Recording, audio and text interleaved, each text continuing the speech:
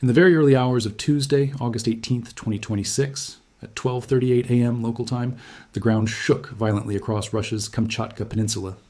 A magnitude 5.8 earthquake struck roughly 73 kilometers east of Petropavlovsk-Kamchatsky, the region's largest city, and it was felt strongly enough near the epicenter that residents in the surrounding area reported the shaking clearly. On its own, a magnitude 5.8 wouldn't normally make international headlines, but this one is different, and the reason comes down to two things: its depth and its timing.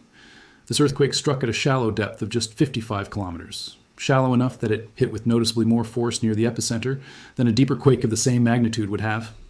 And it happened almost exactly 1 year and 3 weeks after Kamchatka was struck by something almost unimaginably larger, a magnitude 8.8 earthquake in July 2025, one of the most powerful earthquakes recorded anywhere on Earth in the past several decades. Seismologists tracking this week's 5.8 believe it's most likely an aftershock of that 2025 megaquake, which raises a genuinely interesting scientific question. How long can a single earthquake keep producing aftershocks, and what does it mean when they're still arriving, still shallow, still capable of rattling a major city more than a year later? Today we're going to walk through exactly what happened this week in Kamchatka, why this specific stretch of Russia's Pacific coast is one of the most seismically violent regions on the entire planet, what actually happened during the historic magnitude 8.8 earthquake in 2025 that this week's event is likely still connected to, and why depth is the detail seismologists are focused on rather than the magnitude number alone.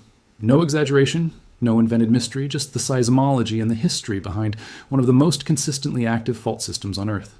Before we get into it, tell me in the comments, had you heard about the 2025 Kamchatka megaquake before this? It's genuinely one of the most powerful earthquakes of the past decade, and I think it got a fraction of the attention it probably should have, partly because of where it happened. And if you want to keep getting fast, accurate breakdowns of major seismic activity as it happens anywhere in the world, subscribe to the channel. It's completely free, and it helps us keep making this kind of content. A thumbs up goes a long way too. Let's get this one to 6,000 likes, so it reaches people who want the real explanation instead of a vague, mysterious headline. All right, let's get into it. Let's start with exactly what's known. The earthquake struck at 12:38 a.m. Kamchatka time on August 18th, 2026, with an epicenter located in Yelizovsky Rayon, approximately 73 kilometers, or about 45 miles, east of Petropavlovsk-Kamchatsky, the administrative center of the Kamchatka region and home to the majority of the peninsula's population. The USGS and regional monitoring networks confirmed the magnitude at 5.8, with a recorded depth of 55 kilometers. That depth is genuinely worth sitting with for a moment, because it's the detail driving most of the scientific interest in this event, 50. 5 kilometers puts this earthquake into what seismologists classify as an intermediate depth event, not the dangerously shallow near-surface ruptures we've covered in disasters like Venezuela or Indonesia this year, but shallow enough, relative to the deep subduction activity that also occurs in this exact region, that a meaningful amount of its energy reached the surface with real force. Local reporting confirmed the earthquake was felt strongly by residents near the epicenter, and the shallow depth is explicitly cited as the reason the shaking registered as intensely as it did compared to a deeper earthquake of the same magnitude, which would have had significantly more rock and crust to absorb that energy before it ever reached anyone standing on the surface. Regional seismic trackers monitoring the event have pointed to a specific, significant historical connection. This magnitude, 5.8, is believed to be an aftershock of the magnitude 8.8 earthquake that struck the North Pacific Ocean roughly 130 kilometers southeast of Petropavlovsk-Kamchatsky on July 30th, 2025, an event that occurred just over a year and 3 weeks before this week's earthquake. To understand why that connection matters and why an aftershock can still be arriving more than a year after its parent earthquake, we need to talk about exactly how significant that 2025 event actually was. On July 30th, 2025, Kamchatka was struck by a magnitude 8.8 earthquake, one of the largest earthquakes recorded anywhere on the planet in recent memory. To put that number in context using the same logarithmic framework we've used throughout our coverage this year, remember that each full step up the moment magnitude scale represents roughly 31 times more energy released.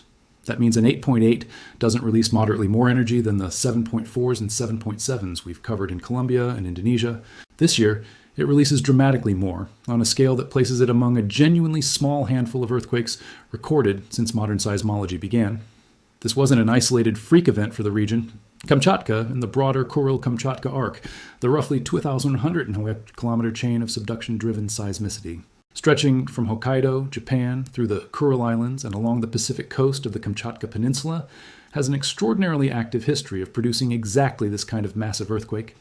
The region sits directly above the boundary where the Pacific Plate is being forced downward, subducting beneath the Okhotsk microplate, a proposed subdivision of the larger North American plate. This is precisely the same category of megathrust subduction boundary responsible for the largest earthquakes ever recorded anywhere on Earth. The same broad category of fault we discussed in detail when covering the Cascadia subduction zone and Japan's Nankai Trough. The historical record here is genuinely staggering. In the 114 years of seismic record keeping since 1900, the Kuril-Kamchatka arc has produced 133 large earthquakes of magnitude 7 or greater, and 12 great earthquakes of magnitude 8 or greater.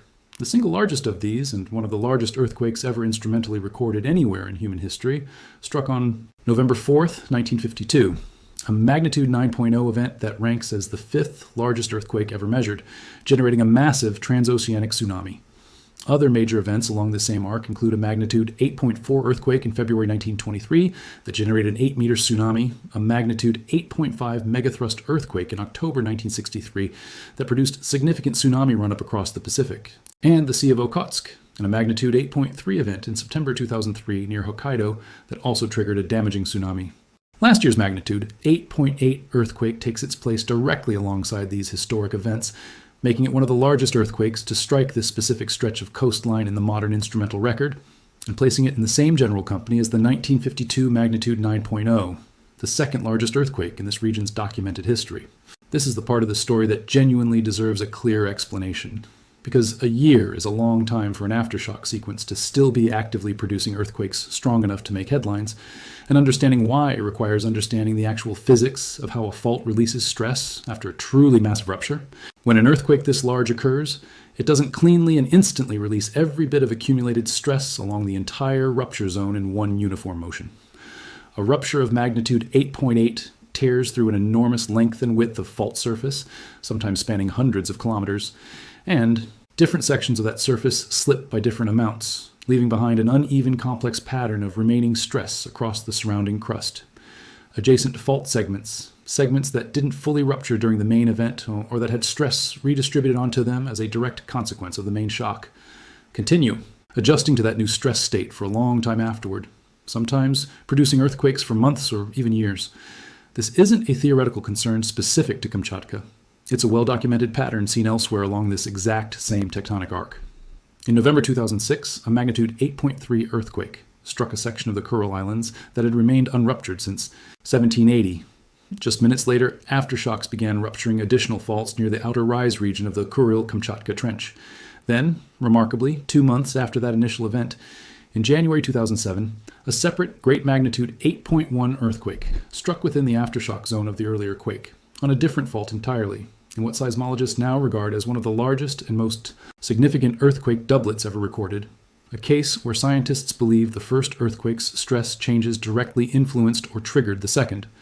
That 2006-2007 doublet is exactly the kind of precedent that makes ongoing aftershock activity from last year's magnitude 8.8 both expected and worth continued monitoring. A rupture of that size sets an enormous complex stress adjustment process in motion across the surrounding crust, one that doesn't resolve itself in weeks or months. Data tracking seismicity near this same epicenter since the 2025 megaquake shows a consistent, ongoing pattern of magnitude 5. Range earthquakes striking in the surrounding area at a regular cadence, including a magnitude 5.1 near Vilyuchinsk in March of this year, a magnitude 5.8 and 5.2 pairing in April, another magnitude 5.8 in June, and now this week's magnitude 5.8 in August. That's not scattered, random background noise. It's a textbook aftershock sequence, gradually continuing more than a year after the main shock, exactly consistent with how a rupture of this magnitude is expected to behave. This brings us back to the specific question in this week's earthquake, why its depth is drawing particular attention. At 55 kilometers, this week's aftershock sits notably shallower than several of the other aftershocks recorded in this same sequence over the past year, some of which have registered at depths closer to 35 kilometers and others considerably deeper. Depth variation within an aftershock sequence isn't unusual on its own. Different sections of a complex multi-fault rupture zone naturally sit at different depths. But it is precisely the kind of detail seismologists track closely because it helps build a more complete three-dimensional picture of exactly how stress is redistributing itself across this section of the subduction zone more than a year after the main shock. A shallower aftershock, all else being equal, delivers more of its energy to the surface than a deeper one, which is exactly why this week's magnitude 5.8 was felt strongly by residents near the epicenter despite being, in absolute terms, a moderate-sized earthquake. It's the same basic principle we've applied throughout our coverage this year, whether explaining why Venezuela's shallow 10-kilometer rupture proved so catastrophic, or why Colombia's deeper 103-kilometer earthquake, despite a similar magnitude, produced a comparatively lower death toll, or why this week's Vanuatu earthquake, striking at nearly 200 kilometers deep, barely registered as felt at all. Depth is consistently one of the single most important variables in translating a raw magnitude number into real-world consequences. And this week's Kamchatka earthquake is a clear current example of exactly that principle in action. If the sheer density of significant earthquakes in this single region over the past year, and honestly over the past century, feels remarkable, that's because it genuinely is, even by the standards of the Ring of Fire. Recent tracking data shows that over just the past 30 days, Russia has recorded 35 separate earthquakes of magnitude 2.5 or greater, with 7 of those reaching magnitude 5.0 or higher, heavily concentrated around the Kamchatka Peninsula. That kind of sustained, elevated activity is exactly what you'd expect to see in the aftermath of a magnitude 8.8 megathrust rupture. And it's a pattern seismologists specifically watch for and expect, rather than something that would be read as an alarming departure from normal behavior. The underlying reason for all of this activity comes down to the sheer scale and speed of the tectonic collision happening beneath the Kamchatka Peninsula.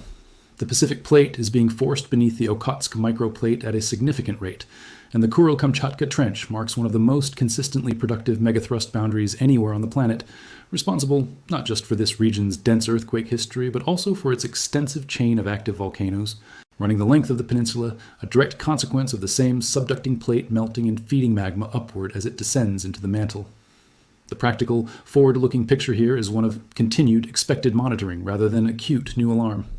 Aftershock sequences from an earthquake as large as last year's.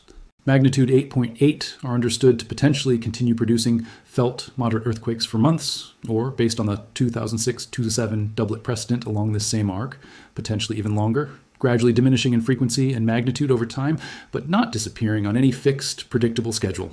For residents of Petropavlovsk, Kamchatsky, and the surrounding region, that means continued exposure to periodic, moderate shaking events like this week's magnitude 5.8. Remains a realistic expectation for the foreseeable future, rather than something to interpret as evidence of a new, separate, escalating threat. Russian seismic monitoring networks, along with the USGS and other international bodies tracking activity along this arc, continue to log and assess each new event individually, watching specifically for any signs that aftershock activity is failing to taper off as expected, or that stress is measurably building toward another significant rupture on a still unbroken segment of the surrounding fault system, the same kind of pattern that preceded the 2007 doublet earthquake following the 2006 Kuril Islands rupture. This is exactly the kind of careful, ongoing regional monitoring we've discussed in the context of other major fault systems throughout this year's coverage, distinguishing routine, expected aftershock behavior from the kind of genuinely novel signal that would actually warrant elevated concern. As of this week's earthquake, the picture remains consistent with the former, a large, well-understood, historically active subduction zone still working through the extended aftershock process, following one of the most powerful earthquakes recorded anywhere on Earth in the past several decades. Here's what's worth taking away from this one. This week's magnitude 5.8 earthquake in Kamchatka isn't a new, isolated mystery. It's very likely the latest chapter in an aftershock sequence still working itself out more than a year after a genuinely historic magnitude 8.8 megathrust earthquake tore through the same stretch of the Kuril-Kamchatka Trench in July 2025. Its shallow 55-kilometer depth explains why it was felt so strongly near the epicenter, and its timing and location fit cleanly into a pattern seismologists have already documented along this exact arc before, most notably in the 2006 and 2007 doublet earthquakes that struck the neighboring Kuril Islands. None of this makes the earthquake any less real for the people who felt their homes shake at midnight this week, and continued monitoring of this sequence remains genuinely warranted, precisely because this region's own history shows that significant aftershock sequences here can occasionally produce their own major, independently significant earthquakes months after the original event. But the honest, current scientific assessment is that this week's earthquake represents exactly the kind of activity expected to continue, gradually tapering, for some time yet, following one of the largest earthquakes recorded anywhere on the planet in recent memory. We'll keep tracking this sequence closely, along with any broader developments across the Kuril-Kamchatka arc in the months ahead. Subscribe so you don't miss any updates, and drop a comment letting me know if you'd heard about last year's magnitude 8.8 Kamchatka earthquake before today, or if this is the first you're learning just how seismically active this remote stretch of Russia's Pacific coast actually is. Let's get this one to 6,000 likes so it reaches people who want the accurate science behind the headline. Stay informed, and we'll see you in the next one.